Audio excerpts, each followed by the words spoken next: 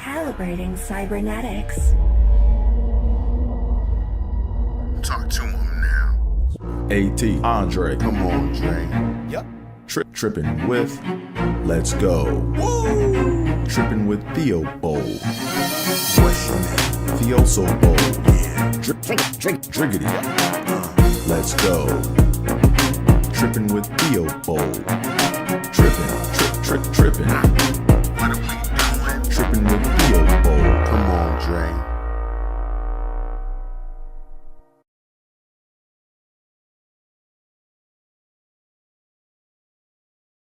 Let's see, mic check 1 2. Can you hear me? Mic check 1 2. Holla if you hear me.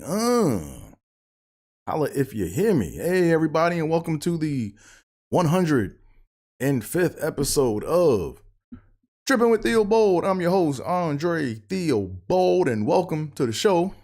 Let me make sure that my audio. Let me make sure my audio. Gotta make sure my audio is crisp. Let me just double check, make sure everything is good, so I'm not wasting the stream.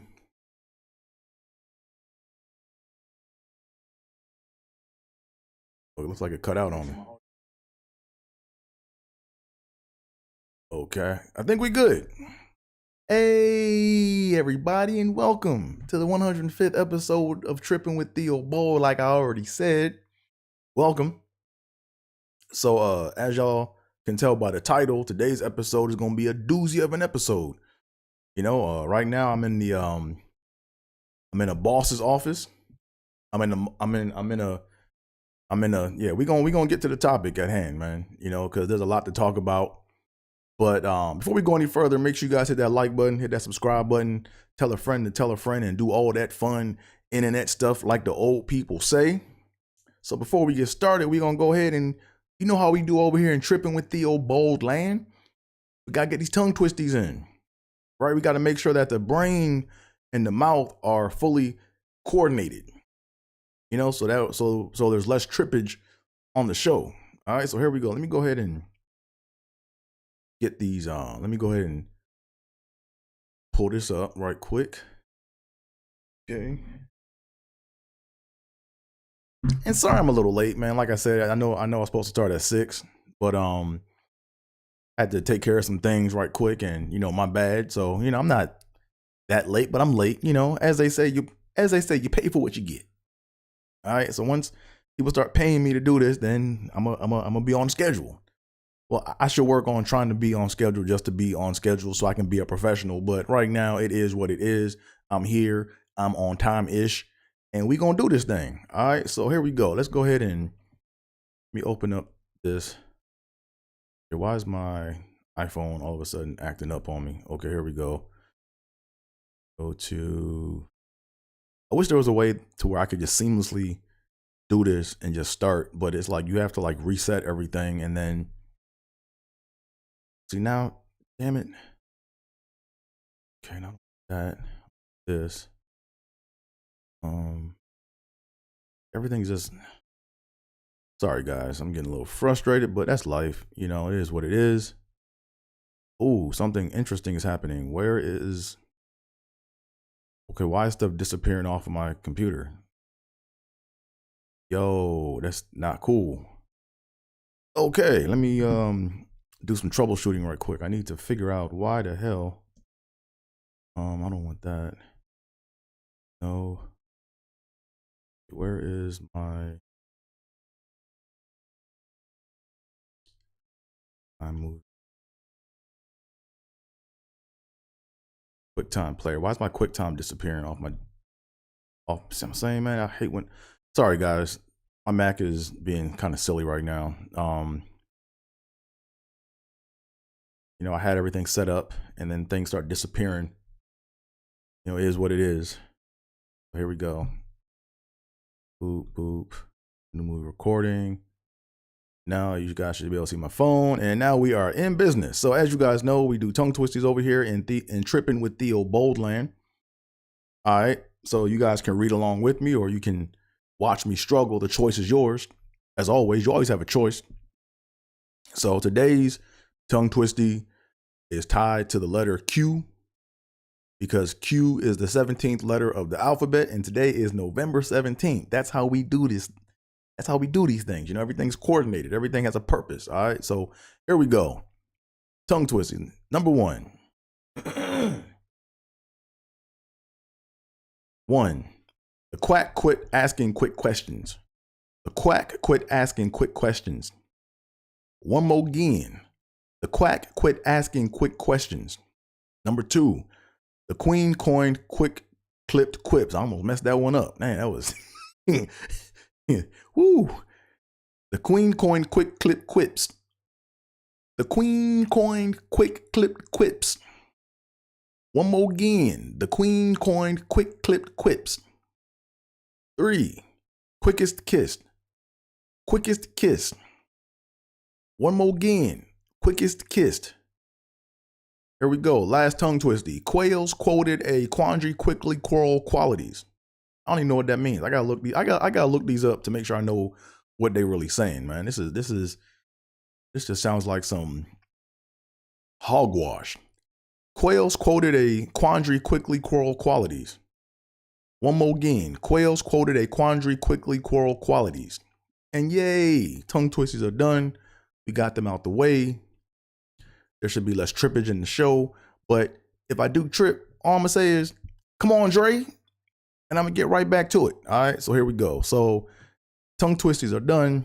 I'm gonna put these aside. Go ahead and hide that. So there's no longer any need to see that. There. So something came in the mail. So, hey man, something came in the mail. Something came in my mail, man. So quick promo right quick. I had to order my blenders. Got me a pair of Coach Prime blenders. I'm gonna unbox them, do a little quick review on them, and let you know how they are, all right? And I have another pair coming too. I think these are the gold ones right here. These are the gold pairs. So let's examine the box right quick, okay? It says, on the box, it says, you gotta believe. You gotta believe. Deion Sanders. All right, let's unbox these and see what these things look like. So, okay. Got Prime on the side because I guess these are his brand. So, got those. And nice box. Box feels a little flimsy, you know, but it's okay. I think I paid about $65 for these, I think. Box feels a little cheap. Nice little case. Here's the case. Let's examine the case, okay? So this side says Prime, as y'all can see, and then the other side says Blenders, which is the company. So I guess the make is Blenders and the model is Prime. Now, let's see what these things do. Okay. Came with a, I'm not sure if this is a magnet or a sticker. I think it's a sticker. So I got a decal. Blenders, we coming. We coming. Nice little silk bag. And, okay. Ooh, I like these. Ooh. Got a little piece of plastic on the handle. I had to wipe that off. Man, these things are nice, man. Look at these. Look at these. Oh yeah, these joints this is it right here, man. I think I found me a pair of game shades, man. Like as you guys know, I go to the Buffalo Bills games and I wear my Trapper and I wear my Oakleys. I think I'm gonna wear my Blenders with my Buffalo Bills apparel. Put these things on. Ooh, ooh, these things is clean. These things is clean. Hey man, shout out to Coach Prime, man. These things is fire, man. Oh yeah, I love these right here, man. They have a nice weight to them, you know. So I'm gonna go ahead. I'm gonna continue with the show. I'm not gonna do the whole show with these shades on. I know this is gonna be a little confusing, but I'm gonna wear them because I want to break them in. I want to know how these things feel. Like these things got a nice weight to it. They nice and sturdy. Oh yeah, these things are nice. These things, I like them. All right, okay, cool. Okay, cool. So let's go on to the next portion of the show. So right now, as y'all remember from last episode, we were kind of delving into the westutter.org website to kind of see, you know, what kind of information they have, you know, because that should be the information hub, right? If that's like the NSA or the National Stutters Association, that should be a hub for all the information that we need to go to. I mean, it's not going to have all the information, but at the very least, it should point us to directions that we want to go in. All right. So I'm using that as a base to just kind of figure out what directions I can go in so I can actually find some research, because I have some theories of my own and I want to, you know, get involved in and spread the word on certain research. So yeah. Oh, before I go any further, as y'all see, I got me a DraftKings hat. You know, 47 brand came out with guess they finally teamed up with DraftKings, man. DraftKings is taking over everything, man. Like they done partnered with the NFL, the NHL, the NBA. Now they done partnered with 47 brand. As y'all know, I'm a big 47 brand dad hat. You know, they make a good hat, you know. They had one for the Wizards with a crown. Like, so if you guys don't know, they have like the NBA teams and they have like the crowns on the logo, right? Which is like their own little thing. And I tried to order me a Wizards hat, but they sold out of just the Wizards hat, right? They sold out of the Wizards hats. So I got to wait till those come out again. But, you know, I'm a collector, you know, call me Mr. Potato Head, you know, I got lots of hats. But anyways, let's go ahead and look at the westutter.org information right quick, because I want to just keep poking around on that site to see what information is available, you know, see if we can relate to certain things. And before we go any further, make sure you guys, like I said, hit that like button, hit that subscribe. Come on, Dre. Hit that like button, hit that subscribe button, tell a friend to tell a friend. Do all that fun internet stuff like the old people say. westutter.org. Okay, we are on the site. And my internet's kind of slow, man. I mean, I paid the bill and everything, man. This shit is like a little too slow for me. And the price is going up, man. My internet be going up. Does that happen to you guys? Right? Does that happen to y'all? Like internet prices just be creeping up. Like I got my spreadsheet. I be keeping track of my payments, you know, and you see it creep up $1, $2 here. Next thing you know, they up $7. I'm like, yo, what the hell are you charging me for? And the shit's slower. I can cuss now. Yeah, I can cuss because we well into the pod, so we can cuss a little bit. Not gonna over cuss, but we gonna talk free. Well, here we go. Let's go ahead and reopen this again. So in case you guys don't know where I'm at, I am on the westutter.org website. And this is where you can get all your information, or this is the hub to go to get your information. So I wanted to take a look at, let me see, get involved, see resources. Where's I gonna go? Resources. No, yeah, we're gonna go to learn about stuttering. And we were gonna go to causes. Let's look at causes of stutter. Let's play around with this right quick, okay? So here it says, causes of stuttering. Do genetics influence stuttering? How does brain activity differ from people who stutter? And when does stuttering begin? All right, let's check it out. Let's see what they say. Let's see what they say. Okay. There we go. So, no one speaks perfectly all the time. We all experience disruptions in our speech. For people who stutter, these disruptions or disfluencies are more severe and experienced more consistently. For some, stuttering goes away in childhood. For others, it persists throughout adulthood. Why is this? Yeah, why is this? So, why is this thing here in the way? Okay, there we go. There we go.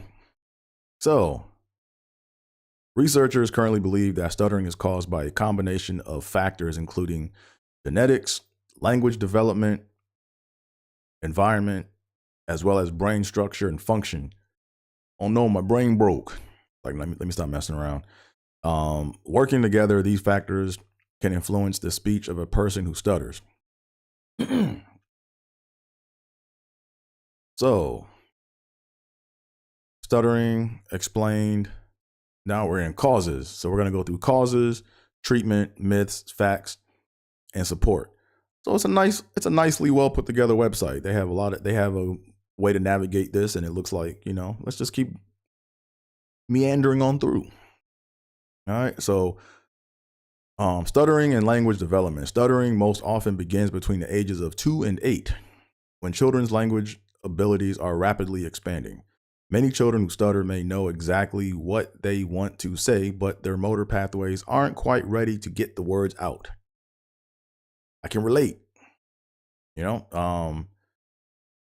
can relate, like I know from a young age, I knew what I wanted to say. Here's the thing, but I'm not sure if they're going to get in. I'm not sure if they're going to touch on this or not, but the interesting thing is to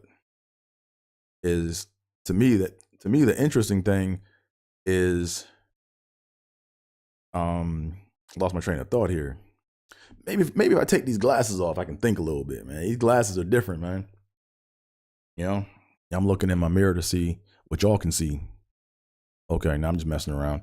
No, but I was wondering if they were going to get into this, but I'm not sure if they are or not. But when I was young, like I didn't even realize I was stuttering. Like in my mind, I thought I was saying what I needed to say. And then I either got like laughs in my face, or people just looked at me in like shock or fear, or they would just look at me. And then when I saw myself on camera, or when I heard myself on like audio, I was like, ooh, shit, that's me? I was like, God damn, that's... So, okay, I'm not sure they're going to get into it. Let me just keep reading. So, as children produce longer and more complex sentences, their brain experiences higher demand. This increased demand can affect the motor control necessary to produce speech. When motor pathways can't keep up with language signals, stuttering can occur. While the rapid language development occurring in young children makes them more susceptible to disfluencies, all children develop differently. Some children who stutter may have coexisting disorders such as speech and language.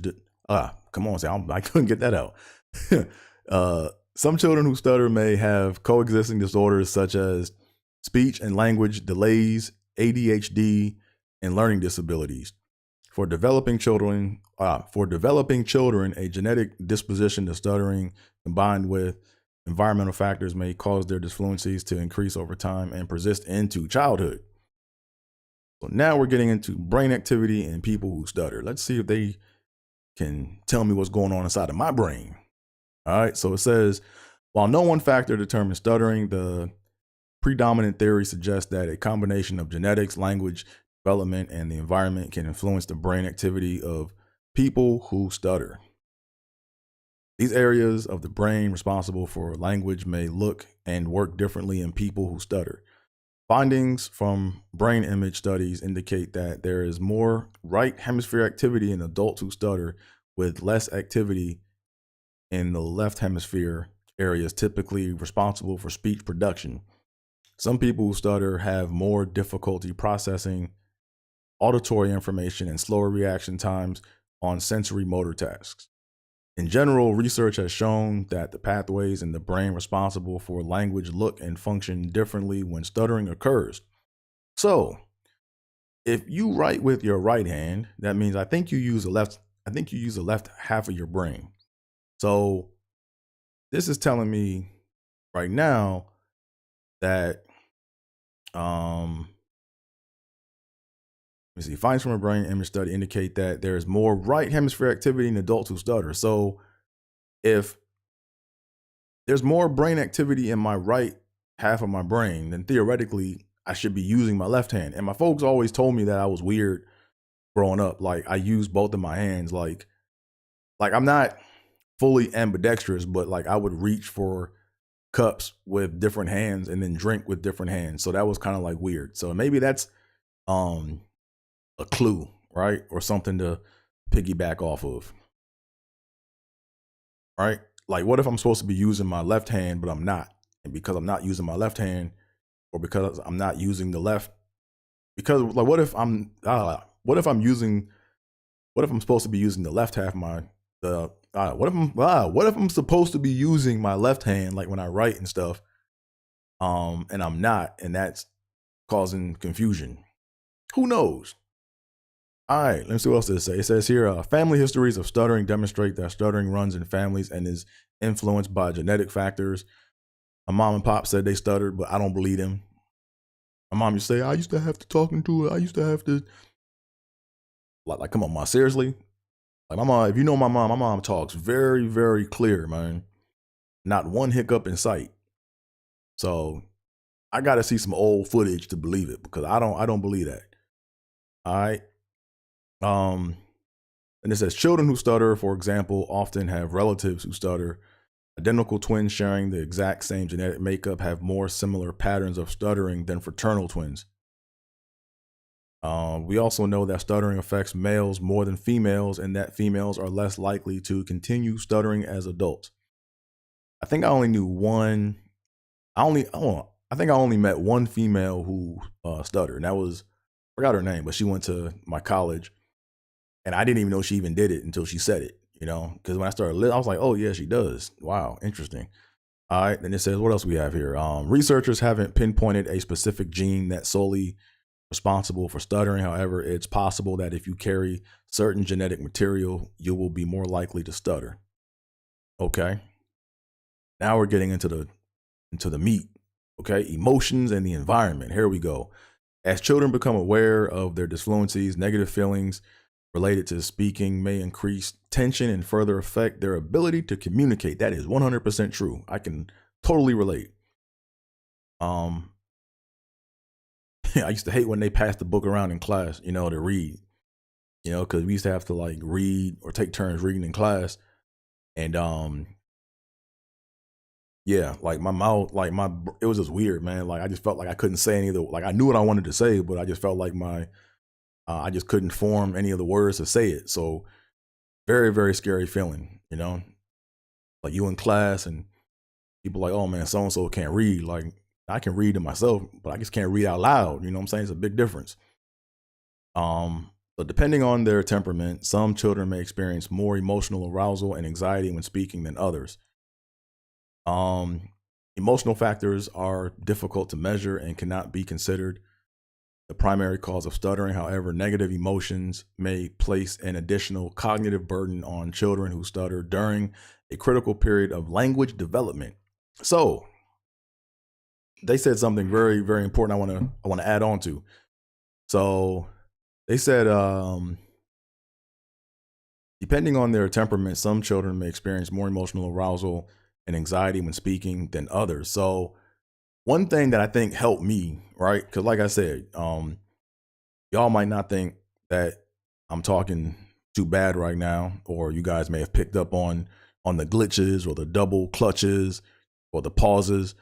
But one thing that I think helped me, you know, was being forced to be put in situations where I had to speak in front of people, you know, not just like one-on-one, but and like in the service industry. So for example, when I worked at Hoyt Cinemas 12, one of my favorite jobs of all time, if not my favorite job of all time, first job I had in first job I had in high school.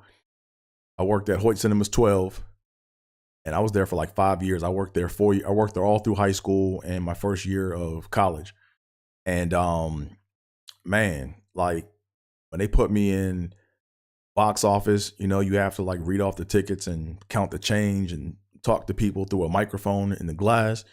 That helped me out a lot, I think.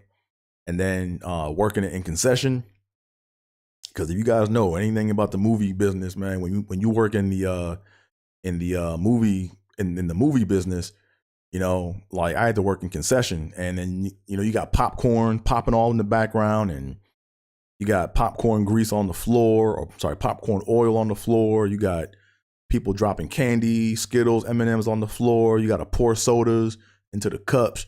You got to make sure you don't eagle claw the cups. Hey, Mark, if you watching, Mark, grabbing cups like this. Can't eagle claw the cups. So when you're doing all that, and then you got to talk in front of people, and you got to talk over that, that I think kind of helped me, deal with like the anxiety, or just confronting the anxiety of it. You know what I'm saying? So I never like got over it, but like the fear is still there. But it kind of goes back to that book, The Confidence Gap, right? The actions of confidence come first. The feelings of confidence may or may not come later, right? So I don't be feeling confident, but I show, or I'm taking the actions of confidence. Let me see. Someone is chatting. Let me see who's checking in on little old me. Chrome City Roy. Oh, what's up? What's up, Mark? He said the eagle claw. Hardly work, bro. Oh man, the claw. Yeah, you know about this. Yeah, for those that don't know, man, Mark, man. Yo, Mark had Mark had like a special meeting where he came by and like demonstrated to us like how he didn't want us to grab the cups out the cup dispenser. And I could tell on his face he was pissed. Mark would be like, "Hey guys, I need you guys to come gather around. Look, okay, we don't eagle claw the cups, okay? We don't do this inside the cup when you pull the cup out. You got to grab it on the side, and then that looked kind of weird, but I mean that looked kind of like suspect. But you had to wiggle the cup out. You couldn't grab it from the inside because your fingers is on the inside. Then when you pour the drink, all your germs and all the stuff you had is on. You guys get the point. But that was funny, man. Mark used to have like, that was the one thing I knew that made Mark mad. But nah, man. But working at Hoyts, man, that helped me. I think, just like face having to talk in front of people, man. Like counting. I remember the change machine. Like we had like a little change dispenser with the register, and you had to make sure that you got people's change back, and on top of all that, you had to upsell. So if you didn't upsell and they had a secret shopper, like that's how you got fired. But that's another story for another day. But anywho, what else we got here? Let me go ahead and finish this last little piece off, and then we're gonna jump into the main topic at hand. So then there's this says here, acquired stuttering. Most people who stutter begin stuttering in childhood during the developmental period in which they are learning to communicate. In more rare cases, stuttering is the result of brain injury or severe psychological trauma. This form of stuttering, known as acquired stuttering, differs from developmental stuttering in both its causes and manifestations. So there's a comedian out here, big name comedian, Drew Lynch. I remember when this was before the pandemic. I remember when he was working out some stuff at Flappers, and he had like really, like, his jokes are always funny, But I remember he was up there, and it was like every word was just, it was like a struggle for him to get through words, So as I've grown to like learn more about him, I think he was hitting the head with a baseball or a softball at like a work function or something like that. And when he was like unconscious, and when he woke up, he just started stuttering. So that's why I think, it's easier for him to get on stage and do stuttering jokes, because he never experienced that like when he was young, like he didn't have like he talked one way before he was knocked out, But now it's like, I saw him live a few weeks ago, and you wouldn't even know that he stutters anymore. It's like there's small little glitches. Like if you are like someone that stutters, like you'll know when he does it, but you can't, like if you don't really know, you won't know, So it'll be interesting to see how his material, changes with the changes or the times, So what else we got? Last thing, common myths. There are many common myths that include theories about what causes stuttering. It's important to remember that no single cause has been found for stuttering. Stuttering is not caused by children's parents. Stuttering is not caused by pointing out a children's disfluencies. Stuttering is not a psychological problem, although it may have psychological effects. Stuttering is not sign of a brain injury or reduced intelligence, and stuttering is not caused by learning another language, although it may be present differently in bilinguals. Interesting. So that kind of, I want to see the research on that, man. It says most importantly, stuttering is no one's fault. Okay, yeah, we know that, but I want to see the research on that, man, because I have, like I said, my theory is with all the languages out there, like I think that genetically we're supposed to speak a family of languages, right? And then when we're not in that cluster and we're speaking an outlying language with respect to our genetic makeup, I think that has impact on stuttering, because there was one research that I read from a few weeks ago where a guy said that, right? 'Cause I think it's possible, like, let's say, for example, if I learn French or if I were to learn like another language fluently, if I could talk that joint without stuttering, with no fear of it, I think that might be a homework or a long-term research experiment. I'm not gonna do it all in 1 year, but I'm gonna make an effort for 2024. I'm gonna try to learn another language, not in the same year. It's gonna be a continual thing. It has to be something where, like, I'm just gonna mess around with it. But I have to like learn a whole nother language, and I want to see if I have the same issues. So I think my theory still holds. But the one thing they haven't said is, I think this is all tied to how people hear shit, because like when I do it, I hear shit different, So I think that might be the trick bag. Anywho, I'm not gonna spend too much more time on that. I just wanted to kind of poke around on the site. We're gonna come back here next week. Man, these blenders.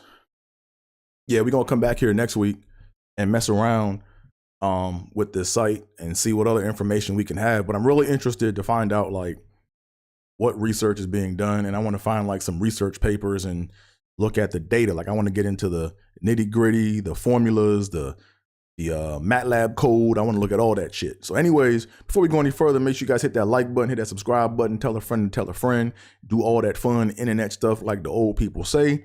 Now, we are going to get onto the topic at hand. All right. This is going to be a doozy. See people saying in the comment, LOL, secret shoppers. How about them? Oh, man, Mark. Don't start this shit, Mark. Don't start, Mark. Mark. I don't want you to start this shit, man. So, Mark, is it Broncos or Ravens? Is it Broncos or Ravens? And don't say both. Because you be going back and forth, man. Just saying what? How about them Broncos? Yeah, the Broncos beat us, but they're not your team because you're a Ravens fan. Or are you not?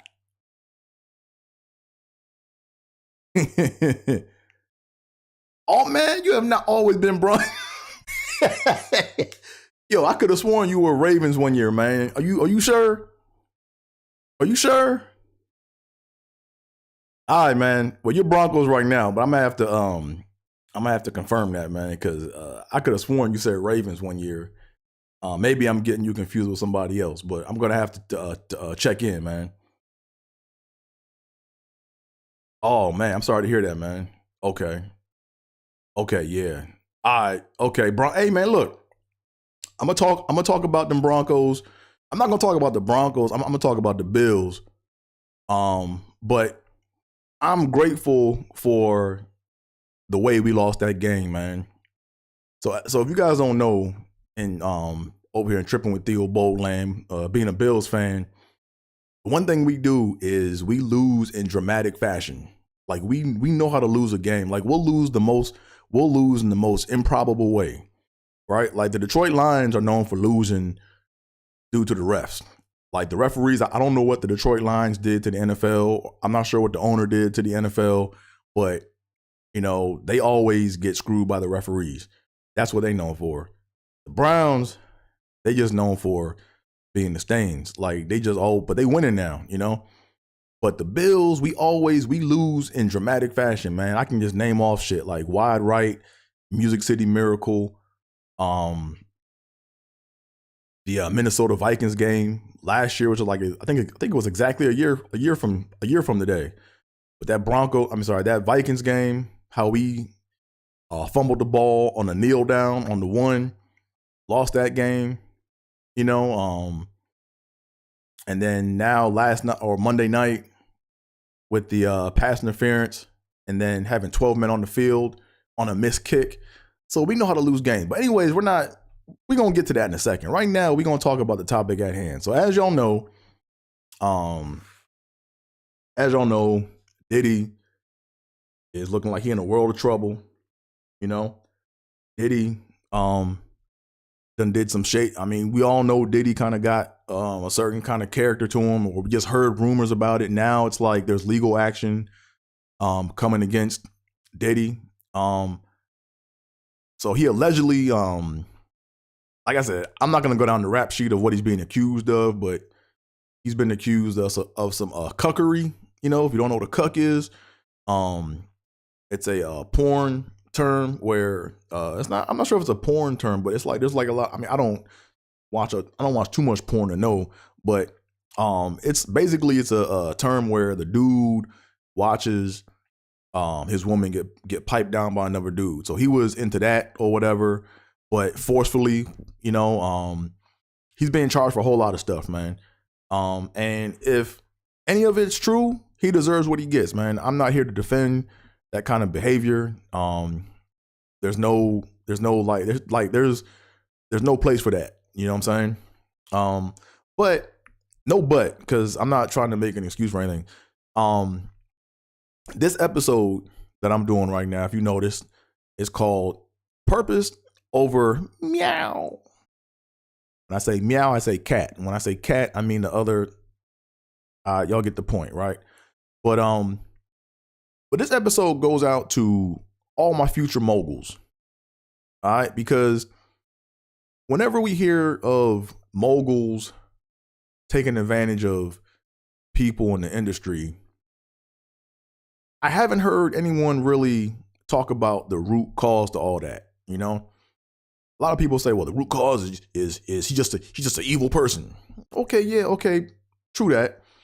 But me being an engineer, I like to look at the cause and effect. I like to identify the root cause behind the shit, not to make an excuse, but to hope to eradicate, you know, the problem, to help fix the problem. You know, so this episode is kind of like community service. You know what I'm saying? It's kind of like community service where I'm talking to all the future moguls out there, you know, on a certain mindset that will help steer them down another path to where they don't end up like a Weinstein or a Diddy or a Udoka. I mean, I know I'm putting them all in the same bucket where some people did forceful stuff. Some people may or may not. I mean, it's at the end of the day, they used influence to get the yams.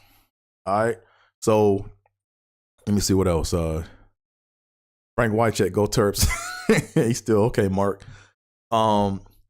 But yeah, so this goes out to all the future moguls, man. You know, because I want to make sure that we talk about. Look, no one's ever talked about this, and I said to myself, do I want to talk about this? You know, because if I talk about this, am I going to ruffle some feathers? Am I going to open up another can of worms? Are people going to think I'm being insensitive? And like I said, this is why this channel is called Trippin with Theobold, because we trip in thought as well as speech. So I put my ideas out here, and if it ends up being hogwash, it just ends up being hogwash. But at least it's out there, and it gives people an opportunity to talk about this trippage. So here we go. So here we go. So basically,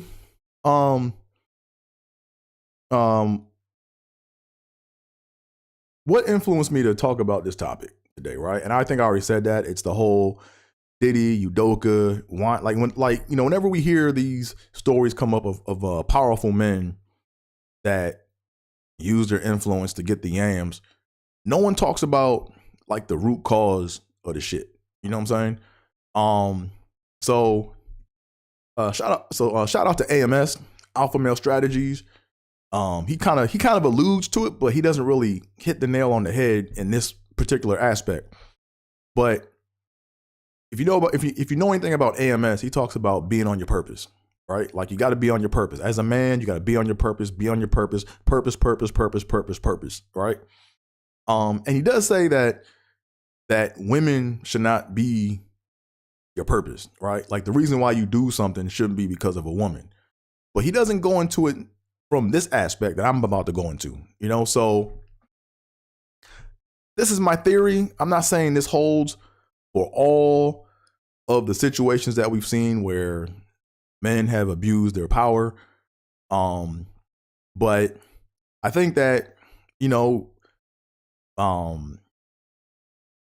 I think that it might cover a large case of those people, So here's the thing, right? When I was in school, when we're all in school growing up, when we're in middle school, high school, you start kind of noticing that, other dudes is like growing faster than you, they're getting the attention of women more than you, they're on the basketball team, they're on the football team, like we're like little monkeys.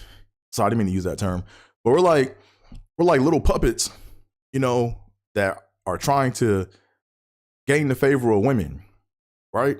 And you got to think, man, for every school where you have like your basketball athletes, your football, or all your athletes or whatever, and then you have all your people, and then you have all your rappers and stuff, that are gaining the favor of women.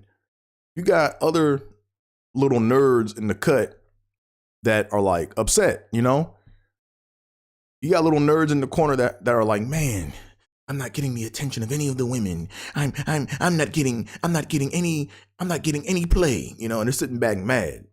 So those kind of guys end up saying, you know what? I'm gonna just take all my energy and all my focus to put it into this one task or this one thing I'm gonna be good at in life, and I'm gonna get all the women one day, And I mean, I've said that before. I've thought that before, Well, I haven't said it out loud, but I mean, I've thought that in the past, I was like, man, I'm gonna make the basketball team and I'm gonna go to the NBA and I'm gonna get all the hoes. I'm just keeping it a buck. Like, you know what I'm saying? Like, and when you had that mindset, what happens is you feel like you're owed, And then and now thank God I was not successful in making it to the NBA then, because if I did, that's why I think a lot of athletes, they act the way they do with women, because they were socially awkward or they were underdogs. And, when they took all their energy and all their sex drive, all their focus, and they put that into just getting better at basketball, or getting better at a sport. And then when they became so big and so, powerful with respect to being great in their skill, when the women came along, they were like, oh man, I don't owe y'all nothing. Y'all owe me. So, I deal with them in groups, and that's why I think that mentality, kind of spills over into like, like I said, I'm not defending, Diddy if he allegedly did all those things. And I'm not defending like Weinstein, I'm just saying, the root cause of all that is not channeling their energy properly into achieving what they want to achieve in life, right? So I had to, like I said, throughout my life, I had to change my purpose up, Like, I'm gonna tell y'all a little story, man. I'm ashamed. I'm even telling y'all this, but it's the truth, man. So here it is, man. When I first got my first job out of college, when I got my first engineering job out of school, I had to go to Iowa.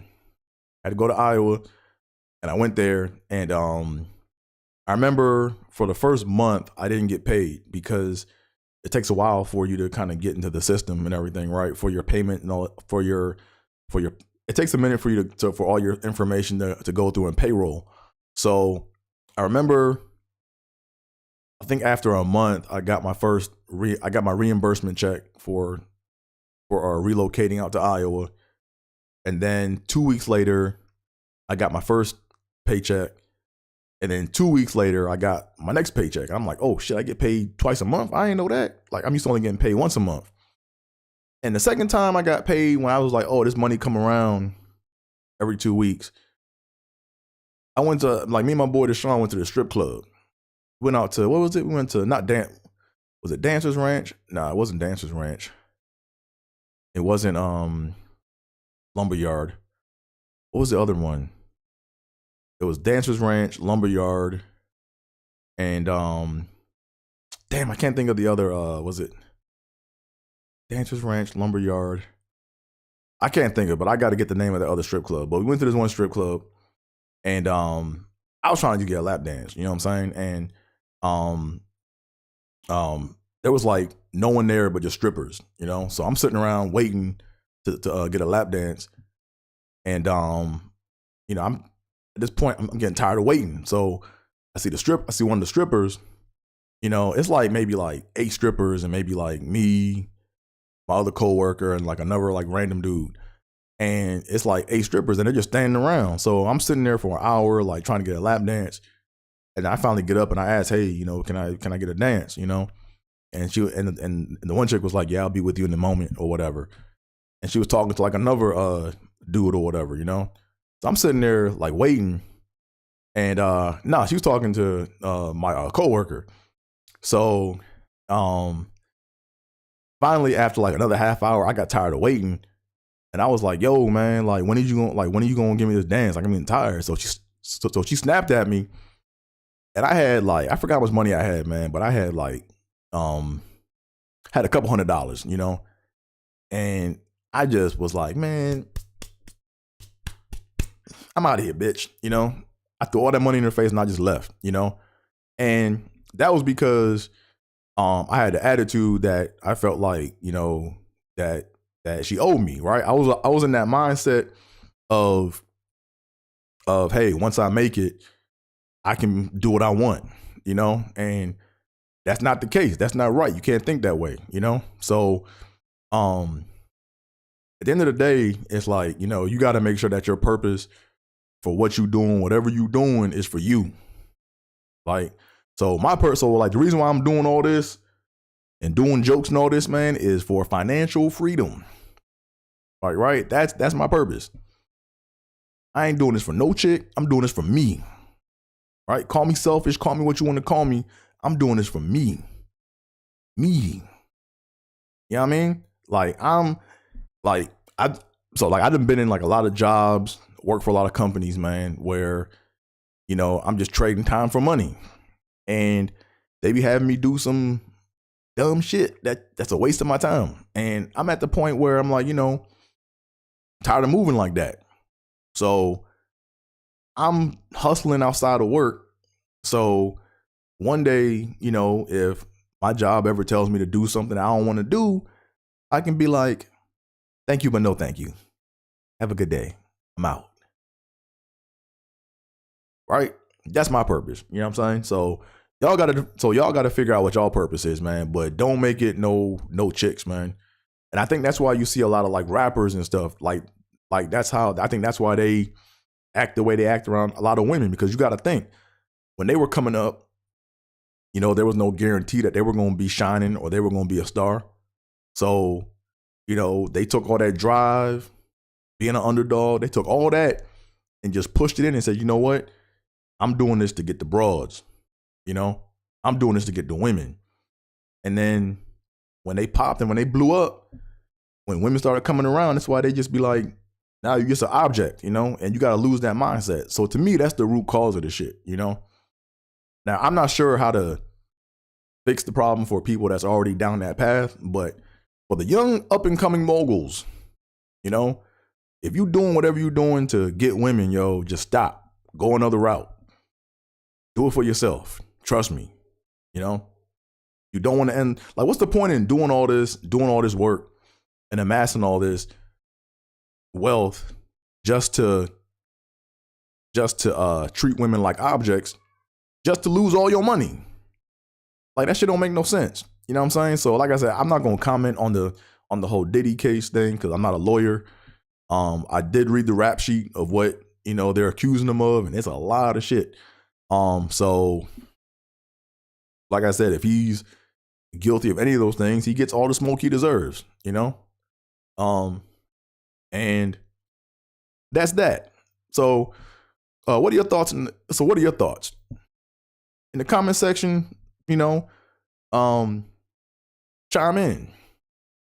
Like, do you think a lot of moguls now that have been accused of or that have been convicted of abusing their power to get the yams, do you think that when they were in school, was it because when they were younger or before they became powerful that they were nerds or like outliers and they used their energy to channel it with the wrong purpose? Like, do you agree with that? I want to know your thoughts in the comments. I want to know what y'all think. But yeah, that's all I got to pretty much say on that, man.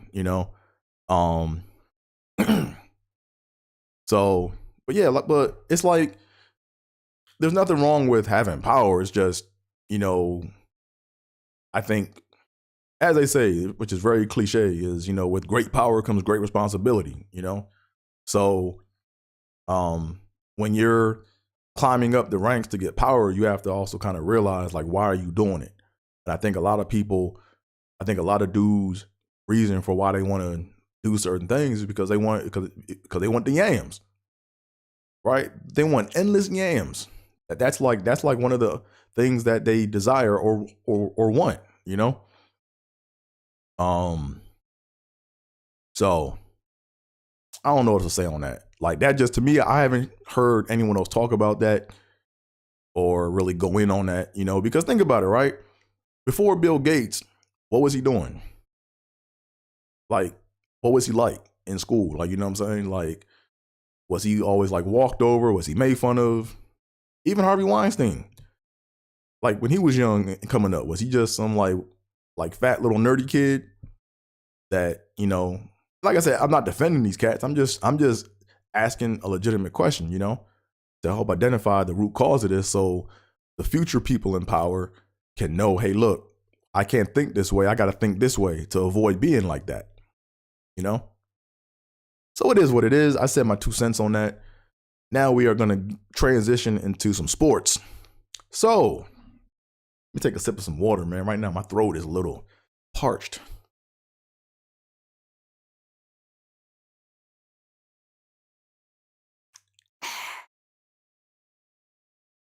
Like I said before we go any further, make sure you guys hit that like button, hit that subscribe button, tell a friend to tell a friend, and do all that fun internet stuff. Man, I like these blenders, man. These blenders are smooth, baby.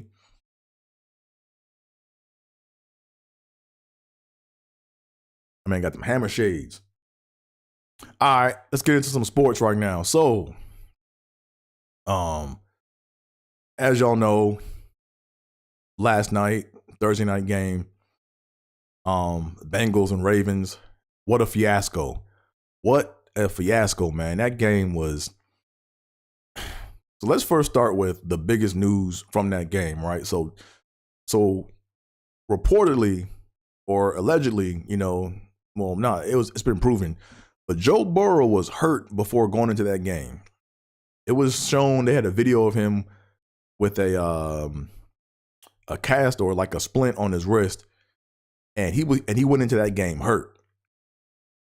And then when he fell on it in the game, he couldn't throw the ball.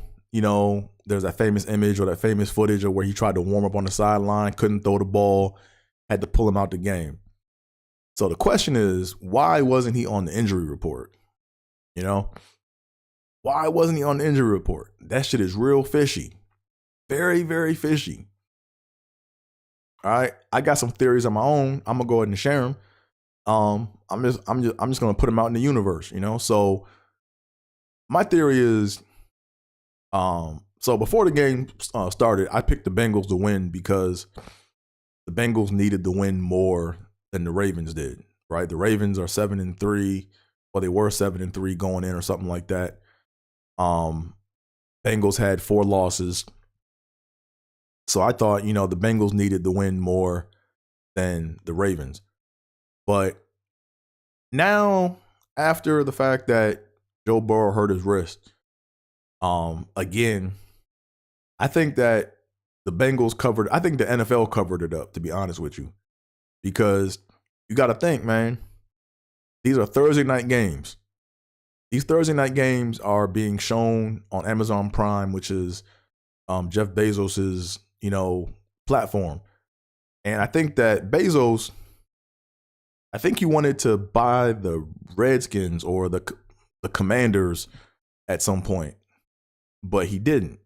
So I think he settled on having his network show NFL games on Thursday, because before, if you remember, Thursday night football, or no, prime football was an experiment. Like maybe like 3 years ago, they had like prime games, maybe like one game on Christmas or something like that, or one game over the holiday season, and that was it. Now all of a sudden, half the Thursday night games are being shown on Thursday night football, and I think the other half are on NFL Network. And I forgot what other platform the Thursday night games were shown on. But before, it's always been split. It was always half NFL Network and then like half NBC or something like that on Thursday. But I think the NFL made Burrow play because they wanted to keep the ratings up for Thursday night football, because if the ratings aren't kept up, I think Bezos has the option to pull out and be like, hey, this ain't working for me. Find another platform, And Amazon is such a it touches everyone's life in some kind of way. It's like the NFL can't miss out on that advertising. It's like free. It's like super enhanced advertising for the NFL. So I think that the NFL knew, they covered it up, and for whatever reason, if they don't have a fine for the Bengals, if they don't make them the scapegoat, the shit gonna look real fishy. Then we had Mark Andrews last night, done for the season. When I was watching the game live, I played a couple lineups. I had got to do the showdown lineups, and I had him. I think I had him as captain in some of my hedge lineups. Like I do like one major lineup that's gonna hopefully get me the big bucks, and then I do like smaller hedge lineups where like I hedge like those lineups, right? So in my main lineup, let me go and pull it up now for y'all, man. I'm just gonna pull it up so I'm not talking funny talk. Let me go and pull up my lineups right quick. Let's see what's going on with the NBA too. It's NBA lineups. Let me pull this up. Okay, where is my? Okay, I'm winning a little something right now, but that's not what we're here to talk about. Look at recents. Okay, let me take a look at Showdown. Here we go. All right, so I'm gonna transition here, talk about this stuff here. So here we go. So, on the left, that's me. Yeah, I did shitty, but this is my major lineup right here. So I typically do like a $15 lineup for a chance at winning $500,000. I got beat by shit more than double, pretty much, or I pretty much got beat by double. I went with Tyler Boyd because he had a surge in targets, and with T. Higgins being out, I was like, hey, for his value, which was he was how much was Boyd? Let me have to go to my Line Star app to see how much he was. So week 11, here we go. So Tyler Boyd was $6,800, and I went with him because his last game against Houston, he had 12 targets, which was the max targets he received all season. And he had max receptions at 8, and he had max yardage at 117, and he had that touchdown drop, right? So I was thinking to myself, with T. Higgins being out, and everyone focusing on Jamar Chase, I'm like, you got to go Tyler Boyd at captain. Like that to me was a perfect recipe for having him be captain. But then I went Jamar Chase because Jamar Chase, when I looked at the other data from last week, Jamar Chase, if you looked at last week's data, who was it? DJ Moore. You had to play DJ Moore because he had a monster game in the previous weeks. So you always got to play the person that has the max fantasy points. So Jamar Chase had 55 fantasy points week 5 at Arizona. So I had to put that in there. And then I went Lamar Jackson because he had an increase in fumbles. So I like to always play the maxes. So what do I mean by playing the maxes? I look at their statistical data for the season, and I just play where I look for a max in a statistical category, right? So for example, you look at Lamar Jackson, week 10, he had 1 touchdown, 8 carries, 13 completions, 41 rushing yards, 23 attempts, 223 yards. And if you scroll across, those aren't maxes. Like he maxed out in a previous game. And then on top of that, he had 2 interceptions. So this is the only time he had 2 interceptions. So I went ahead and I just played that. I know interceptions are not a positive statistical category, but the fact that he maxed out in that and he's a quarterback, I had to play it. So that was the main reason why I played him. Also, I played him because just the statistical data alone here, right? If you look at the historical data between him and Cincinnati, he's averaging right around 21, 23 points, So you had to take that. That's that. And then who else did I pick? Yeah, I went Trent Irwin. I played Trent Irwin. I had to play him. I played Irwin because of his value, right? He was low owned, I think. Okay, why am I not seeing Trent? Yeah, he was low owned. Well, no, he was high owned. Okay, he was 40% owned because T. Higgins was out. But the main reason I played him was because why did I play him? Yeah, he had a max. So he maxed out in TDs, right? So he scored 1 touchdown last game. That's the most he scored all season. So I had to take that. And then also I saw he had 8 kickoff yards, right? So I look for little weirdo things too, right? Like if you see how uniform everything is going across up until when he played Houston, and then you see that 8 kick yards. It's like those little things be the ones that people overlook, and they end up being in the perfect lineup. And then I went Bengals defense because I went Bengals defense because they had 2 fumbles last game, and that was the most fumbles they had all season long. So I played the maxes, right? If you go back and do your homework and you look at all the data, when you see a lot of the people that make the perfect lineups, they're either trending up in fantasy points and or they're maxing out, or they maxed out in the previous game in the statistical category. So that's how I go about picking my players. But it didn't work out last night because last night was a funny game, man. It was real fluky. A lot of stuff happened.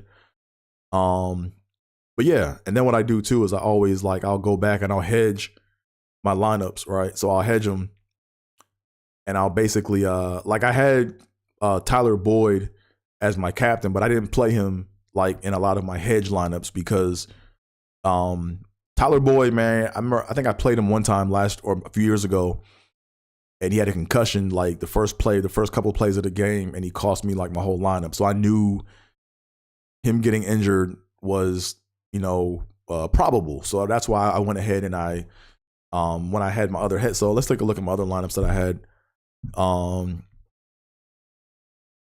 So I like Mitchell a lot. I had Mitchell. I like Keaton Mitchell, right? The reason why I liked Keaton Mitchell last night was because he saw what was it? He had max targets. He had 2 targets, which was the most he's seen all year long, and he had max receiving yards at 32 receiving yards in that game. So I had to play that, and I played him at captain so I could get more players because he was cheaper. So at captain I had Keaton Mitchell in one lineup. Another lineup I had Lamar Jackson. I think I did one with I did 2 with Lamar Jackson, and then everyone else in this lineup here, like Tyler Boyd, Keaton Mitchell, Trent Irwin, Bengals, and Tanner Hudson. These guys all maxed out in a statistical category the previous game, so that's why I picked those guys. And I picked Lamar because he was like, to me, the one that was going to score the most points. Then I played Tyler Boyd in this situation. And as y'all know, Mark Andrews got hurt like the first drive of the game. Very unfortunate. Done for the season, done for the year. It's like I said, it was a weird game all the way around. So it is what it is. You win some, you lose some. Let's see what's going on with NBA right quick. So NBA, here we go. NBA. Okay, I was winning 8. Now I'm winning $1.50.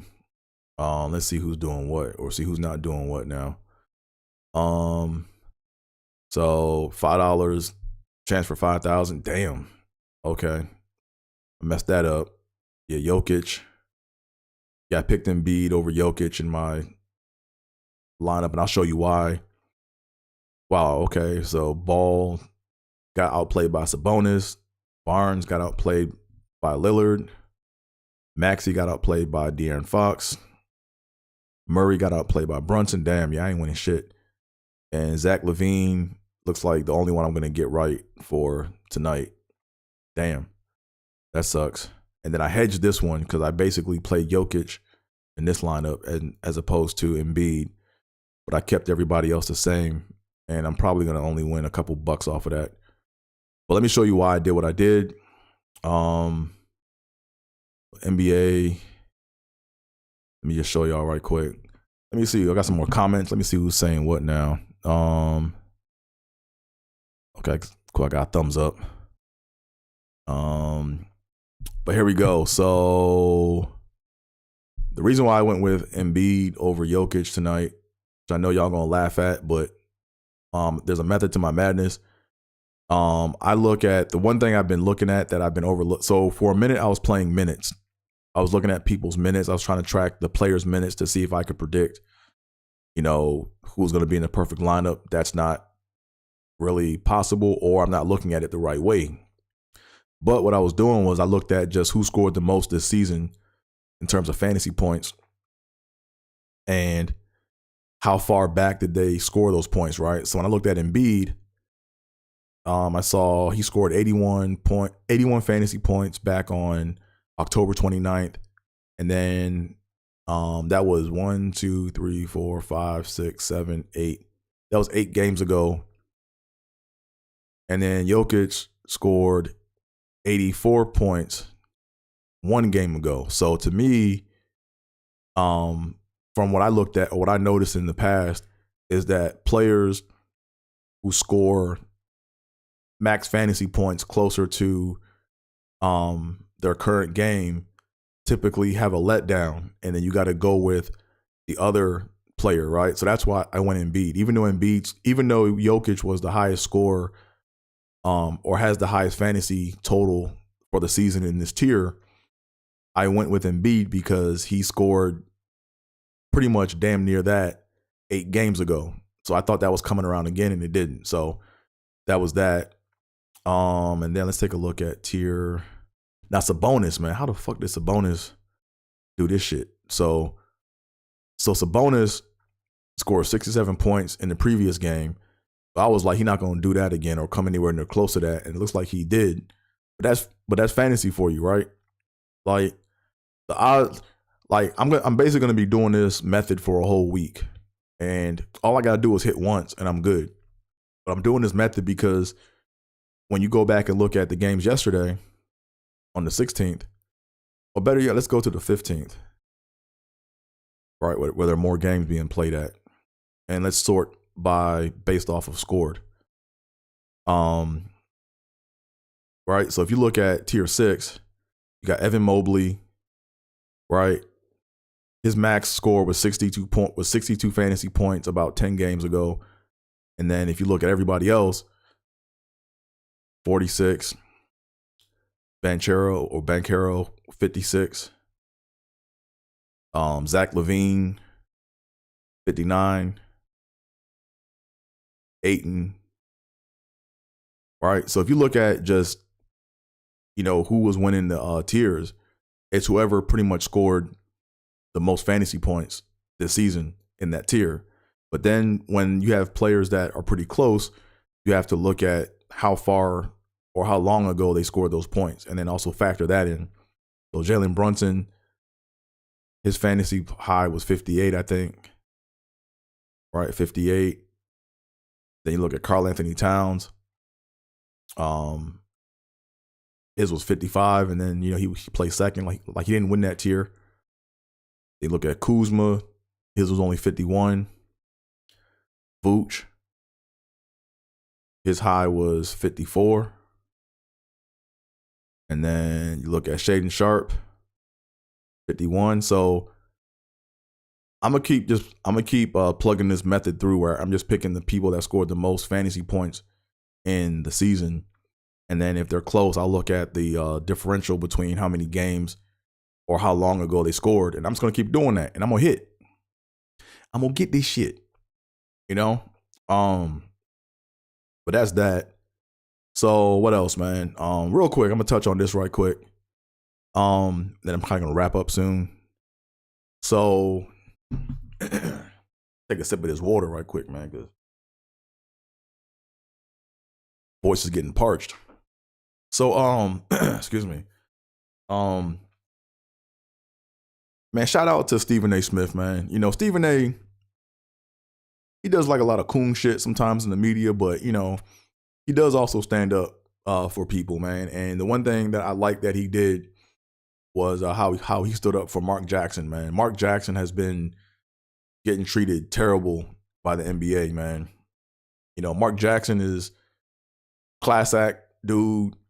I remember him when he played for the Knicks and the Pacers back in the day. I think I have his rookie card still. That's how old I am.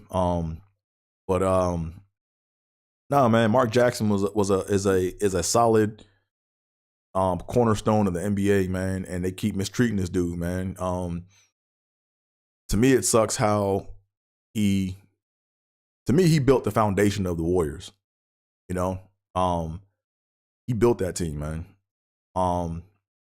And to me, it's not fair how he doesn't really get associated with or get any other credit for helping to groom Klay Thompson and Steph Curry, But, man, shout out to Stephen A., man, because, Mark Jackson got laid off with the NBA, with the ESPN layoffs, and then landed a job with ESPN being the backup announcer for Clyde Frazier, I think. And my mom can't stand Clyde Frazier. Well, she can't stand how he calls games, man. He's just yeah, if you want to hear some funny stuff, man, just Google Clyde Frazier calling NBA games. Like, they have a lot of announcers in the NBA, man, or a lot of game callers, man, that they have their own little, I guess they're cult following, I guess. I don't know. Anyways, it was rumored that he was fired when in actuality he turned the job down, so but now, man, shout out to Stephen A. Like I said, when people do dope things, I give credit. Stephen A., he took up for Mark Jackson, which was dope. And it's basically, he's like being an advocate for him to help him get back into the NBA in some way, shape, or form, man, because he's been turned down for coaching jobs. It's like there's something that he did or said that rubbed someone the wrong way, man. But I'm gonna miss Mark Jackson, his little quote, man. His quote, man, to me was That to me was like the new quote, man. Yeah, he had this quote where you guys probably heard him. You guys probably heard it said, but didn't know who said it. But every time someone in the NBA playoffs or in an NBA game did something spectacular that he saw, he would say, "Mama, there goes that man." Mama, there goes that man. Oh man, so shout out to Mark Jackson, man. I hope he lands on his feet. Hopefully he gets a coaching job, man, because he knows he's a great basketball mind. He knows how to build a team, you know. Shit, he might need to come to the Wizards, man, and help, build our foundation, man.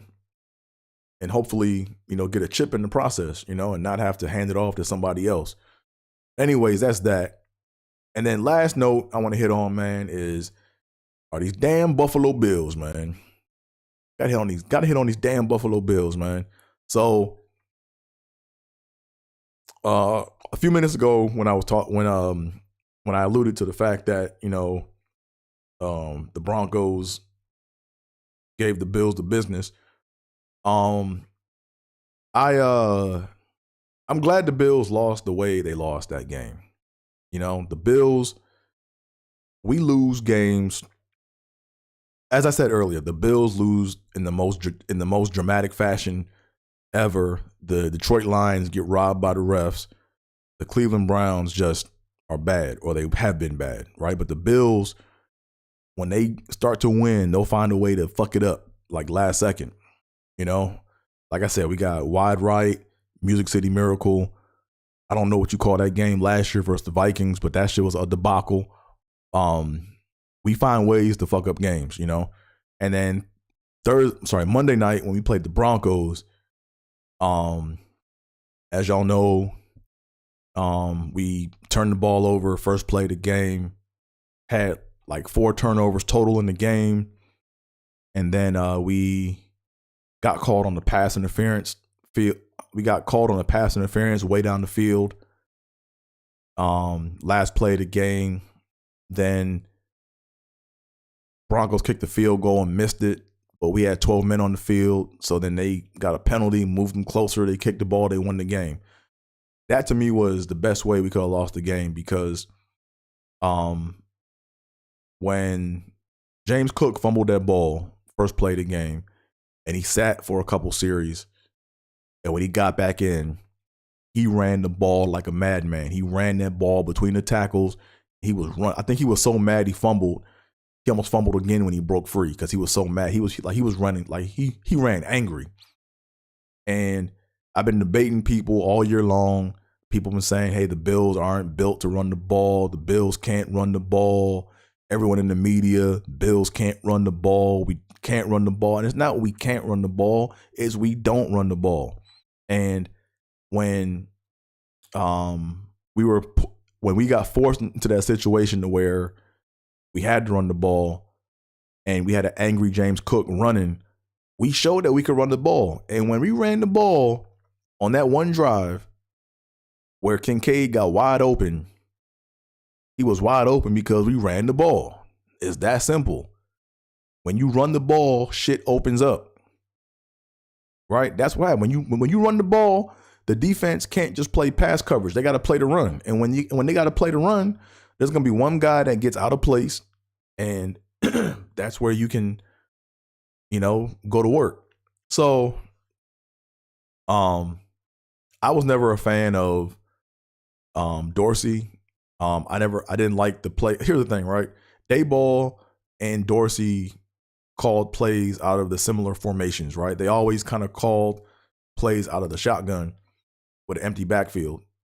But I think Dayball was more versed in knowing how to set the defense up for that kind of play, where Dorsey wasn't.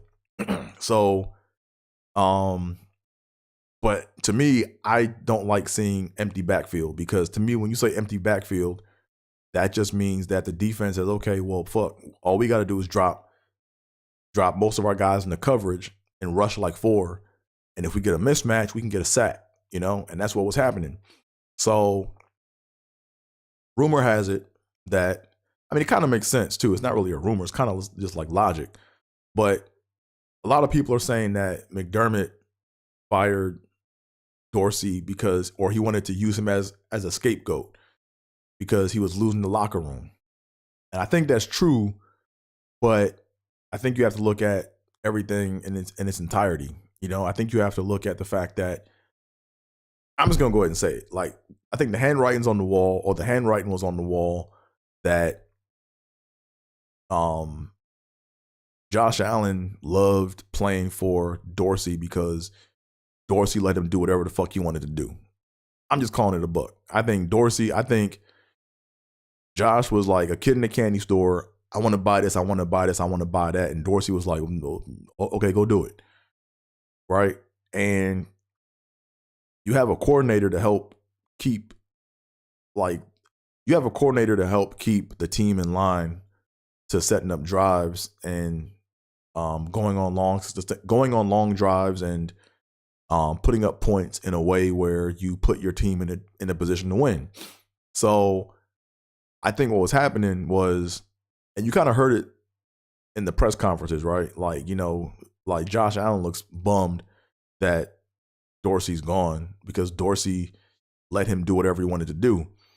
But in the process, I think, too, the locker room was like, yo, why are you letting Josh do whatever? And Josh is giving the game away, right? Run the fucking ball. Let's get some field goals. Like, every drive doesn't have to be a fancy, wow, super play, super pass drive, So I think that's what happened. I think, now I think what's going to happen is you're going to see a more balanced offensive attack. You're going to see Josh Allen getting that I formation under the center. They're going to go I formation. And they're going to run James Cook between them tackles. It's going to look boring for a little bit, but that's what we need. We got to run the ball, control the clock, get the defense to commit to the run. And when they start to commit to the run, then you audible out and then you start passing more, And, with how competitive the NFL is, or as competitive as the NFL is, we're still in the hunt, man. Like, even though we're not in the playoff picture, there's a lot of 5-5 teams out there, and a lot of 7-3 teams that can lose. So we can control our own fate. So to me, I like our odds. I like the move to move on from Dorsey because I feel like the locker room was getting lost. Now I think there's going to be more stability. Right now, Josh might have an attitude because he wants to go throw the ball more, but I think when you run the ball, and here's the thing, like every drive, you don't have to score points, right? A lot of times when you go on a drive, you just want to give your defense a rest, because if your defense is trying to get stops and they get a stop, you want to reward them with being able to get rested up for the next drive because they might be in a situation where they can actually get a pick or get a turnover and even get points. So I like the move. It's going to be interesting to see how Joe Brady, moves forward. But really, I think Joe Brady is going to be a proxy, or he's going to be micromanaged through McDermott to keep Josh in line. That's what I think is going to happen. Now, if we lose a boring game where there's no turnovers and there's no production from Josh, then Josh is going to start speaking up. That's going to be a problem. So I hope so if things go a certain way where the production from Josh Allen kind of comes down, but we go on longer sustaining drives and more people are involved with running the ball and we give our defense a chance to get some rest, I think we'll start to get together some wins and I think we'll right the ship, So that's what I got for that. Yeah, also next week is going to be episode 106. So episode 106 is going to be a 6888. It's going to be a 6888 centric episode. So I'm going to have some 6888 information. So I'm probably going to focus more on that. I'll probably substitute. I don't know. I might split. It depends on what topics come in the media. If there's no topics in the media like that, or nothing to pivot off of, then I'll probably go back onto the westutter.org website, read some more stuff, ask questions, and then do some 688 centric stuff because next week's episode is 106. And basically every episode that contains a 6 or an 8 is going to be a 688 centric episode. So stay tuned for that next week. And I think I said all that I wanted to say for today. So thank y'all for tuning in. Appreciate y'all. Make sure y'all give this a like. Make sure you share this video. Make sure you share my channel. If you like this content, give it a thumbs up. If you don't, say what you don't like in the comments, and maybe I'll take it into consideration. Maybe I won't. Who knows? But I'm here for the people, right? This is community service. You know what I mean? So, once again, thank y'all for tuning in. And without further ado, I'm out here, folks. Peace.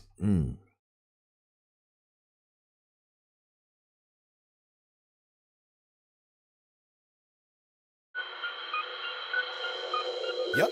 Trippin with Theobold. Let's go. Caliente. Trippin. Yep. Trippin.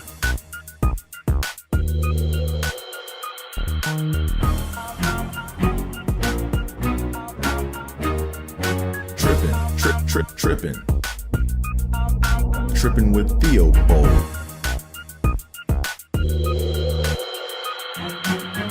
Trippin with Theobold.